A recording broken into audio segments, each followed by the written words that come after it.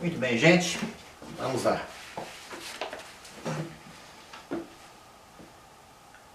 Não quero trabalhar num mundo que me considera um escravo. Não quero fazer nada pelas pessoas. Se eu conseguisse reconstruir o motor, não deixaria a senhora colocá-lo a serviço deles. Minha consciência não me permitiria produzir algo que lhes poderia ser útil. Sei que se conseguirmos, eles logo vão querer expropriar o motor, e que por isso temos que aceitar a situação de criminosos, nós dois, e viver ameaçados de ser presos a qualquer momento.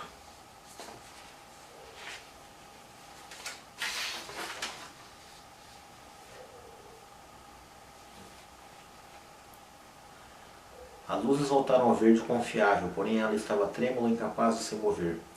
É assim que funciona para o tráfico dos corpos, pensou, mas e para o tráfico da alma? Aí os sinais estão trocados, e o caminho é seguro, quando as luzes são vermelhas como o mal. Mas quando são verdes como a virtude, prometendo que o caminho é teu, você segue e é esmagado pelas rodas. No mundo inteiro, aquelas luzes invertidas chegam a todos os lugares circundando a terra. E a terra está coberta de aleijados estropiados, que não sabem o que os atingiu, nem por que foram atingidos, que rastejam da melhor maneira que conseguem com seus membros esmagados por suas vidas obscuras, tendo como única resposta a ideia de que a dor é o âmago da existência, e os guardas de trânsito da moralidade riem, e lhes dizem que o homem, pela própria natureza, é incapaz de andar. Pensou no trem no 193. 6 semanas atrás ele foi enviado com um carregamento de aço. Não ao Falkton, Nebraska, onde a companhia de máquinas ferramentas Spencer, a melhor das que ainda funcionavam, estava sem operar. Havia 2 semanas, esperando o carregamento. Mas para Sandy Creek, Illinois, onde as máquinas confederadas afundavam em dívidas, havia mais de 1 ano, produzindo artigos de baixa qualidade de modo espamódico. O aço foi entregue a ela por um decreto que explicava que a Spencer era uma empresa rica e, portanto, podia esperar, enquanto a Confederados estava falida, e era importante impedir que ela fechasse, tendo em vista que era a única fonte de empregos para a população de Sandy Creek. Sem ter qualquer saída senão o suborno, deveria achar que a farsa que ele havia comprado era um processo legal, que as leis que o escravizavam eram moralmente válidas, que ele era culpado de corromper a integridade dos guardiões da justiça, e que a culpa era dele, não deles. Era como culpar a vítima de um assalto de corromper a integridade do marginal. E, no entanto, pensou Riarden, durante tantos anos de extorsão política, não eram os burocratas saqueadores que assumiam a culpa, e sim os industriais acorrentados, não os homens que vendiam favores legais, e sim os homens que eram obrigados a comprá-los.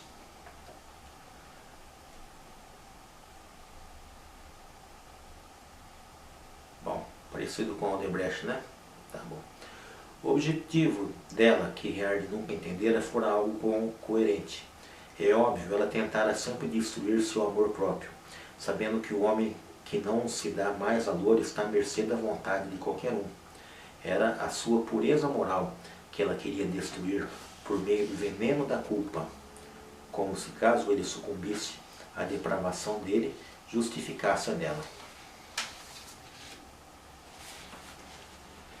Pelo mesmo motivo, para satisfazer a mesma vontade, assim como os outros elaboram complexos sistemas filosóficos para destruir gerações, ou estabelecem ditaduras para destruir um país, também ela, sem possuir outra arma que não a feminilidade, tomara como objetivo a destruição de um homem. O seu código era o da vida. Riarden se lembrou da voz de seu jovem professor, agora perdido. Numa época de emergência nacional, é seu dever servir, sofrer e trabalhar pela salvação do país. Não vejo como Orre Boyle levar o dinheiro que eu ganho vai salvar o país. O senhor tem que fazer certos sacrifícios em prol do bem-estar público. Não vejo por que Orre Boyle é mais público do que eu.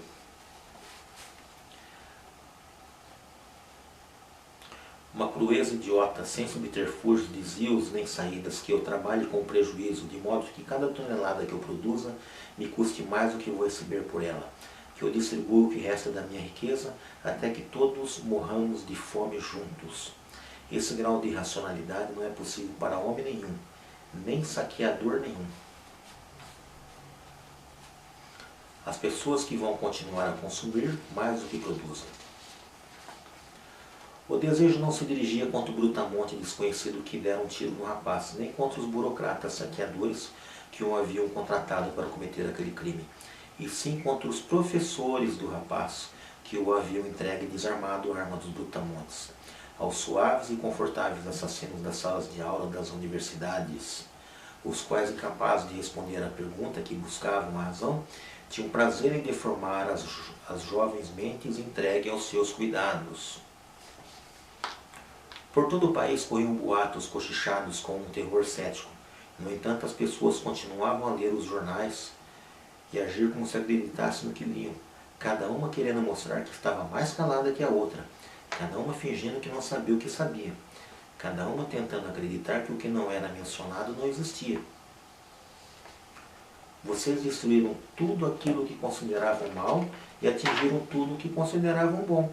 Por que então lhes causa horror o mundo que os cerca? Esse mundo não é produto de seus pecados, e sim produto e imagem de suas virtudes. É o seu ideal moral concretizado na íntegra, na sua total perfeição. Vocês lutaram por isso, sonharam com isso, desejaram isso, e eu sou o homem que satisfez esse seu desejo. Seu ideal tinha um inimigo implacável, que seu ódio moral tinha por objetivo destruir. Eu afastei esse inimigo. Eu retirei da sua frente e do seu alcance. Retirei a fonte de todos os males que vocês sacrificavam, um por um. Por fim, a sua luta. Parei o seu motor. Privei o seu mundo da mente humana. Estamos em greve contra o autossacrifício. Estamos em greve contra a doutrina da recompensa, de recompensas imerecidas e deveres não recompensados. Estamos em greve contra o dogma de que desejar a felicidade para si próprio é algo mau. Estamos em greve contra a doutrina de que a vida é culpa.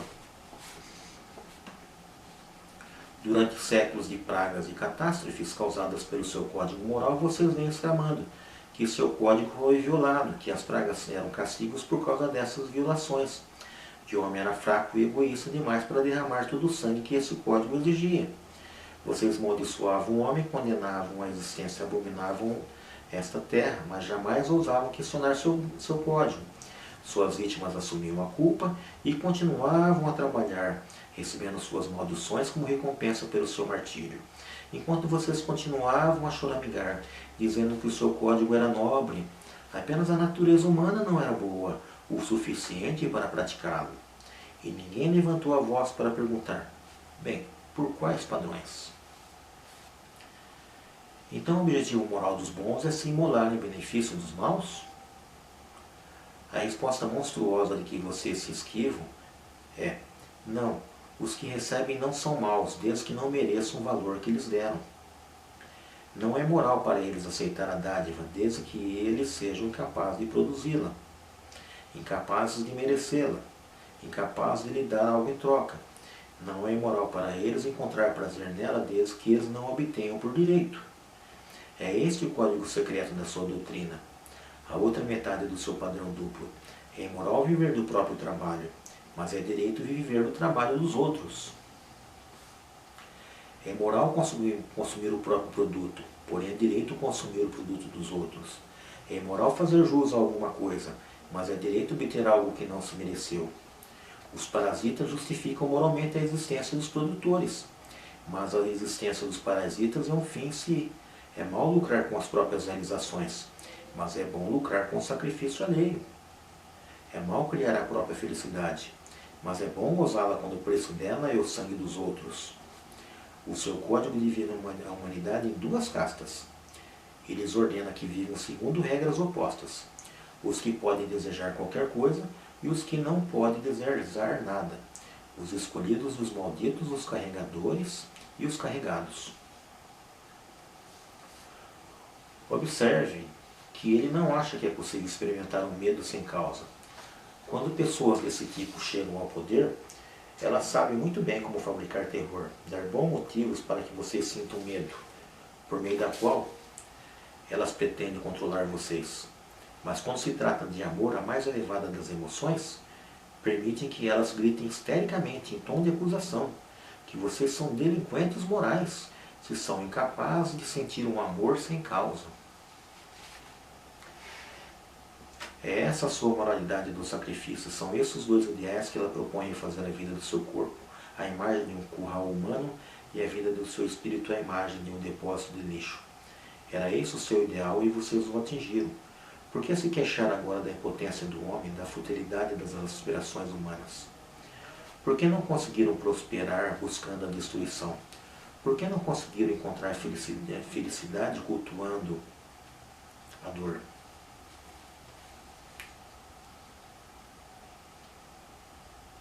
Os mundos sem matéria e sem lucro por eles propostos são terra em que nos rios corre café com leite, brota vinho das pedras. Quando eles assim ordenam, caem os pastéis do céu quando abrem a boca. A liberdade de dormir com uma prostituta sem que isso implique em ser um marido infiel, por mais que se afirme amar a esposa no dia seguinte, é a liberdade de não se precisar ser uma entidade em vez de simplesmente um amontoado de pedaços aleatórios, espalhados por um universo onde nada é nada, onde não há compromissos com nada. Um universo de pesadelo infantil em que as identidades se revezam constantemente, em que canalha e herói são papéis assumidos arbitrariamente.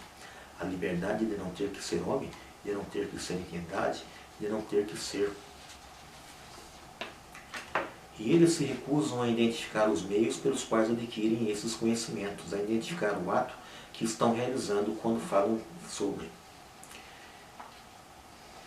Eles proclamam que todo homem que nasce tem o direito de existir sem trabalhar, e apesar das leis da realidade, tem o direito de receber sua subsistência mínima, comida, roupa, casa, sem fazer nenhum esforço, porque tal se cabe por direito de nascença. Receber tais coisas de quem? Silêncio. Qualquer pessoa medíocre é capaz de publicar planos para controlar a produção da humanidade, quer concorde com suas estatísticas, quer discorde delas. O fato é que ninguém questiona o direito de impor planos pela força das armas. Impor a quem? Silêncio. Mulheres que não têm o que fazer, cujo dinheiro provém do nada, pois que nada tem causas, viajam pelo mundo e voltam afirmando que os povos atrasados deste planeta exigem um padrão de vida mais elevado. Exigem de quem? Silêncio. Concedendo ao homem menos dignidade do que se concede ao gado, ignorando o que um adestrador de animais poderia lhe dizer, nenhum animal pode ser treinado por meio do medo. O elefante torturado pisoteia seu torturador, recusando-se a trabalhar para ele. Acho que um homem vai continuar a produzir válvulas eletrônicas, aviões supersônicos, máquinas que fragmentam átomos e telescópicos interestelares, tendo por recompensa uma ração de carne e por incentivo uma chicotada no lombo. Se afirmarem serem movidos pelo amor, porém não mudam de ideia apesar das pilhas de cadáveres à sua frente, é porque a verdade a respeito das almas deles é pior do que a desculpa obscena que vocês lhes concederam, a desculpa de que o fim justifica os meios, e os horrores por eles praticados são meios de atingir fins mais nobres. A verdade é que esses homens são os fins deles. A verdade é que esses horrores são os fins deles. Eles não querem possuir a sua fortuna, querem que vocês as percam. Não querem ter sucesso, e sim que vocês fracassem. Vocês que jamais compreenderam a natureza do mal, que acham que eles são apenas idealistas desencaminhados, que Deus que vocês inventaram lhes perdoe. Eles são a essência do mal, esses objetos antivida que buscam, devorando o mundo, preencher o zero altruístico de suas almas. Não é sua riqueza que eles querem, eles fazem parte de uma conspiração contra a mente, ou seja, contra a vida e o homem. A morte é a premissa das teorias deles, a morte é o objetivo das ações deles na prática, e vocês são suas últimas vítimas. Completei o modelo experimental de um motor que teria trazido uma fortuna a mim e àqueles que me empregavam. Um motor que teria aumentado a eficiência de todos os equipamentos que usam energia e que teria acrescentado a bênção no aumento de produtividade a cada hora que vocês possam ganhando o seu sustento. Então, certa noite numa assembleia na fábrica, ouvi proferirem a minha sentença de morte por ter realizado o que realizei. Ouvi 3 parasitas afirmarem que o meu cérebro e minha vida eram de sua propriedade, que meu direito de viver era condicional e dependia de eu satisfazer os desejos deles. O objetivo da minha capacidade, disseram eles, era servir às necessidades daqueles que eram menos capazes que eu. Eu não tinha o direito de viver, disseram eles, por demonstrar competência para a vida. O direito que eles tinham à vida era incondicional por serem incompetentes. Você se propõe a estabelecer uma ordem social baseada nos seguintes princípios. Vocês são incompetentes para viver as próprias vidas, porém têm competência para mandar nos outros. São incapazes de viver em liberdade, mas têm capacidade para se tornarem governantes onipotentes. São incapazes de garantir o próprio sustento por meio de sua inteligência, mas têm capacidade suficiente para julgar políticos e elegê-los para cargos que lhes conferem poderes totais, sobre atividades que vocês jamais viram, sobre ciências que jamais estudaram, sobre realizações das quais nunca ouviram falar, sobre indústrias gigantescas nas quais vocês, pela própria estimativa que fazem de sua capacidade, não conseguiriam trabalhar como assistentes de lubrificador. Para nos provar primeiro da honra e depois de nossa riqueza, vocês sempre nos consideraram escravos, que não merecem reconhecimento moral. Elogiam qualquer empreendimento que se pretenda não lucrativo e maldizem os homens que ganharam os lucros que tornaram viável o empreendimento. Consideram de interesse público todo projeto que sirva àqueles que não pagam, pois não é do interesse público prestar serviço aos que pagam. Benefício público é tudo aquilo dado como esmola, comercial é prejudicar o público. Bem-estar do público é o bem-estar daqueles que não o merecem. Os que o merecem não precisam de bem-estar. Para vocês, o público é todo aquele que não conseguiu atingir nenhuma virtude, nenhum valor. Quem quer que os atinja, quem quer que forneça os produtos necessários à sobrevivência de vocês, deixa de ser considerado parte do público da espécie humana. O que permite a qualquer mendigo insolente exibir suas chagas aos que são melhores do que ele, eles implorar ajuda em tom de ameaça. É a fórmula do covarde expressa na frase. Mas não é preciso partir para soluções extremas.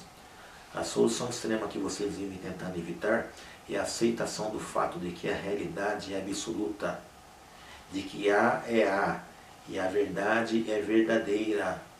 Um código moral impossível de praticar que exige a imperfeição e a morte lhes ensinou a dissolver todas as ideias numa neblina e não permitir definições firmes, a considerar todos os conceitos aproximações e todas as regras de conduta elásticas, a achar exceções a todos os princípios, a transigir em todos os valores e ficar sempre no meio, ao obrigá-los por meio de extorsão a aceitar absolutos sobrenaturais. Esse código os forçou a rejeitar o absoluto da natureza, tornando impossíveis os julgamentos morais, tornou vocês incapazes de emitir um julgamento racional. Um código que os proíbe de atirar a primeira pedra, os proíbe de admitir a identidade das pedras e de saber quando se está sendo apedrejado.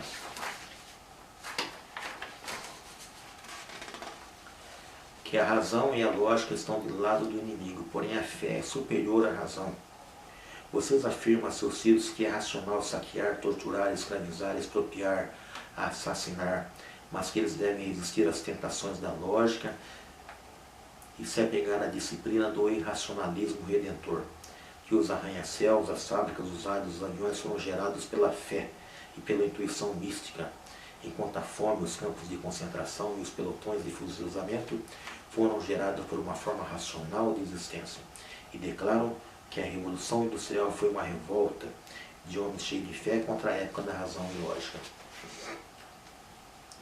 O homem tem a liberdade de não optar pela sobrevivência do homem como padrão de sua moralidade e de suas leis, mas não de se esquivar do fato de que a alternativa é uma sociedade de canibais que existe por algum tempo devorando o que tem de melhor e depois cai como um corpo canceroso quando os saudáveis já foram comidos pelos doentes, quando os nacionais já foram consumidos pelos doentes, quando os nacionais já foram consumidos pelos irracionais. Somente um fantasma pode existir sem propriedades materiais, sem propriedade material.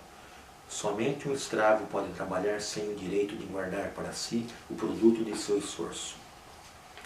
A doutrina segundo a qual os direitos humanos são superiores aos direitos de propriedade simplesmente significa que alguns seres humanos têm o direito de transformar os outros em propriedade.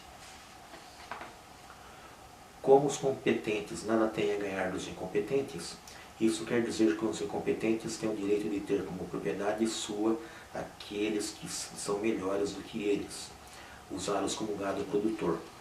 Quem considera isso humano e direito, não tem direito de ser considerado humano. Não se pode forçar a inteligência a trabalhar aqueles que têm capacidade de pensar, não trabalham sob compulsão. Os que se submetem não produzem muito mais do que o preço do chicote necessário para mantê-los escravizados. Só se pode adquirir os produtos de uma mente aceitando as condições do proprietário por meio do comércio e do consentimento voluntário. Qualquer outra política em relação à propriedade do homem é uma política de criminosos, independente do número de pessoas que a defendam. Os criminosos são selvagens que só pensam a curto prazo e morrem de fome quando não há mais vítimas para serem sacrificadas. O único objetivo correto de um governo é proteger os direitos do homem, ou seja, protegê-lo da violência física. Um governo correto é apenas um policial atuando como um agente da legítima defesa do homem e, como tal, pode recorrer à força apenas contra aqueles que tomam a iniciativa de usar a força.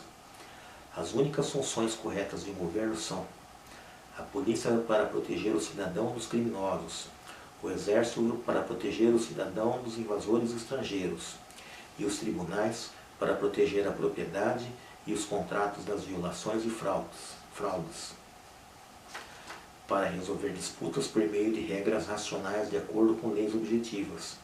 Porém, um governo que toma a iniciativa de empregar a força contra homens que não usaram contra ninguém, a utilização de compulsão armada contra vítimas desarmadas, é uma máquina infernal que visa aniquilar a moralidade. Um tal governo deixa de ser protetor do homem para ser seu mais mortal inimigo, e policial passa a criminoso investido do direito de usar da violência contra vítimas privadas do direito de legítima defesa. Um governo assim substitui a moralidade pela seguinte regra de conduta social: vocês podem fazer o que quiserem com o próximo, desde que a sua gangue seja maior do que a dele. Sendo bem franco, o que eles querem é apelar para o terror, instituir a pena de morte para a desobediência civil, críticas ao governo, dissidência, essas coisas. O argumento é que se as pessoas não querem cooperar, não querem agir voluntariamente pelo bem público, então temos que obrigá-las a cooperar. Muito bem, gente. Obrigado por vocês terem me acompanhado até agora, né? Eu recomendo a leitura do livro, é mais de 1000 páginas. Demorei 2 anos para ler ele, porque eu li meditando bastante sobre ele. E vocês notaram durante a leitura, qualquer pessoa nota, a correlação com a realidade do Brasil, agora e antes, né? Como é muito parecido, até mesmo no mundo, o modus operandi da esquerda e o que ela tem feito de ruim para o mundo, né? Muito obrigado, deem joinha, se inscrevam no canal e divulguem o vídeo.